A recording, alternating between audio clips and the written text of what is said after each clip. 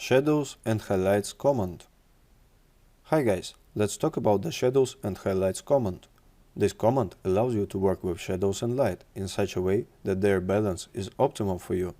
There are several problems for which this operation may be useful. Firstly, it can be useful if we are shooting something or someone against the light.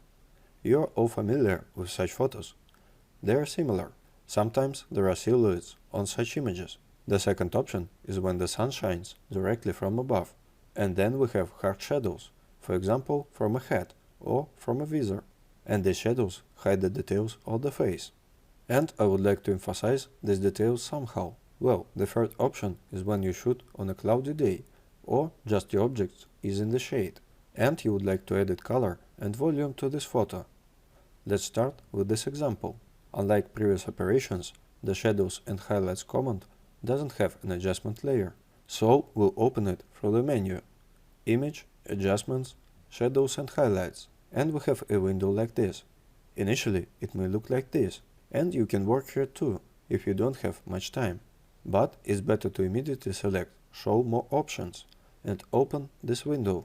In order for us to understand how it all works, let's set all the parameters to 0.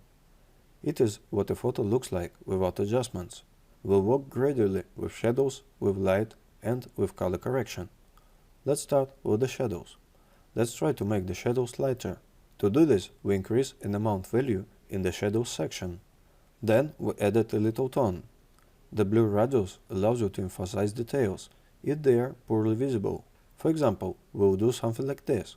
You can see that the shadows have become less deep, but we don't have enough light, and the image looks rather flat. Let's try to add some light. Now first of all we added tones, so that the sea looks slightly darker. The radius slider is responsible for the details, but it's important not to overdo it, of course. Periodically you can return to the shadows. Well, correction implies working with color. If we move the slider to the left, then the colors are removed, and if we move it to the right, then our colors, on the contrary, become more saturated. You can also adjust the mid-tone. I will probably focus on these parameters. We can compare. That's what we had and what we got as a result. Click OK. I have created a special second layer, so that it is more convenient to compare the result before and the result after. In addition, if you suddenly don't like the result, you can create a locked layer.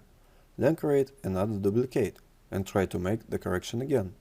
After that you can compare the result that you get with the previous one and choose the best option. By the way, you can always edit a mask and edit some details of the image using a mask. Of course, it is not convenient because it's not an adjustment layer, but there is a little trick. You can make this operation work like an adjustment layer. Let's discuss it on the example of another image. So we have such a girl, and let's try to apply the Shadows and Highlights command to it, but in a different way. To begin with, I will duplicate the layer just in case. If you don't duplicate it, then the background layer needs to be unlocked. Then right-click and select Convert to Smart Object. We have an icon like this on the corner of the layer. We will have a separate lesson about smart objects, and I will tell you in detail about the features of the layers that we use as smart objects. But for now, we will talk only about shadows and highlights. We go into Image, Adjustments, Shadows and Highlights, and we have opened our window, which is familiar to us. We won't waste your time now. Let's put the settings that I have already picked up. Now you see the settings, and I click OK. A layer mask icon is appeared. We can work with this layer the same way as with the adjustment layer if we want. For example, I click on it, take a black brush, and for example remove the effects of shadows and highlights in some places. You can also enable or disable this effect at any time, just like the adjustment layer. And if you organize your work in this way, I mean not through a menu, but through a smart object, then your work will be more editable and therefore more convenient. Of course, if we compare the image that we have now with one that we had before, you see how it was. We will see a significant difference. But of course, it is difficult to call this image flawless. Therefore, as a result, several correction commands are used for image correction. For example, in this case, we can recall the curves adjustment layer and apply it. Let's do it. So, curves. and I added contrast. I raised the curve up in the zone of light shades, and in the zone of dark shades I lower it down. And that's what we got after adding the curves adjustment layer. It has become a little more contrasting, but now it seems to me that my image may be too saturated. In this case, I can go back to my Smart Object layer, click on the Shadowshighlights command, and the same setup table will open again, and I will reduce the color saturation a little. I will do, for example, like this. If you use a Smart Object, you can go back and refine your image at any time. It is very convenient. Let's remember what we had in the beginning.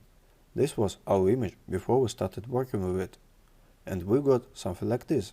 As a result, we used the Shadows and Highlights command, and your homework will be to work with this command on the example of the first image, and on the example of the second image. And of course, in the first case, you can simply use the Shadows and Highlights command from the image menu, and in the second one, you can already use a Smart Object. That's all for today. It was Peter Romanov and AIM School. See you next time.